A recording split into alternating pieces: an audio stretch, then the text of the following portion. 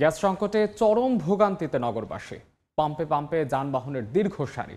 সে খবর জানাতে রাজধানীর মগবাজার থেকে যুক্ত হচ্ছেন সহকর্মী ফারুক ভূঁইয়া রবিন। আমরা যাচ্ছি তার কাছে।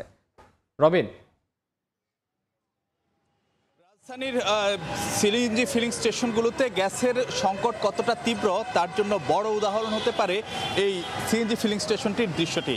এই মুহূর্তে এই সিএনজি ফিলিং স্টেশনটিতে আসলে যে গ্যাসের কোনো চাপ নেই এবং সেই কারণে গ্যাস দেওয়া বন্ধ রয়েছে, কিন্তু তারপরও যানবাহনের যে একটি দীর্ঘ সারি দেখা যাচ্ছে এখানে, এবং এখানকার যারা গ্রাহক রয়েছেন তারা কিন্তু বেশ লম্বা সময় ধরে এখানে অপেক্ষা করছেন গ্যাসের জন্য, এবং অনেকে এই জায়গাটাতে এসে অলস সময় পার করছেন।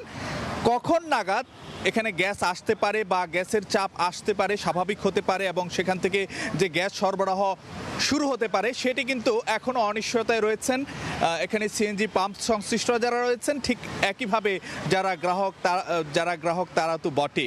তো এইরকম একটি অবস্থার মধ্য দিয়ে চলছে মূলত রাজধানীর যে সিএনজি ফিলিং স্টেশনগুলো। মোটামুটি গত কয়েকদিন যাবতই মানে পাম্পে পাম্পে যানবাহনের দীর্ঘ সারি, গ্যাসের তীব্র সংকট সেটি যেটি দেখা যাচ্ছে সেটি কিন্তু আজকেও একই দৃশ্য বা একই চিত্র দেখা যাচ্ছে। তবে যেটি একটু বিষয় যদি জানাতে চাই, যে স্বাভাবিক কর্মদিবসগুলোতে যেরকম যানবাহনের তুলনামূলকভাবে বেশি চাপ দেখা যায় বা বেশি অনেক লম্বা বা দীর্ঘ সারি দেখা যায়, সেটি কিন্তু তুলনামূলকভাবে আজকে যেহেতু ছুটির দিন, আজকে অন্যান্য দিনের তুলনায় কিছুটা কম।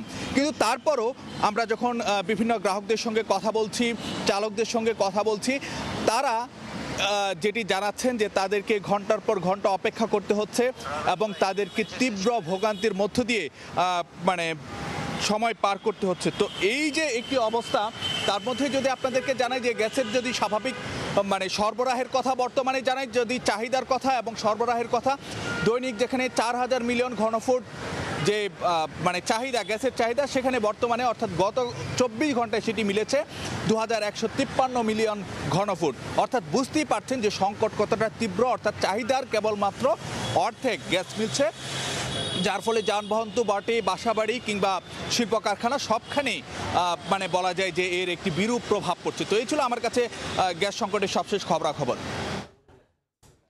রাজধানীর তেজগাঁও থেকে গ্যাস সংকটের সবশেষ খবরাখবর জানাচ্ছিলেন সহকর্মী ফারুক ভূঁইয়া রবিন।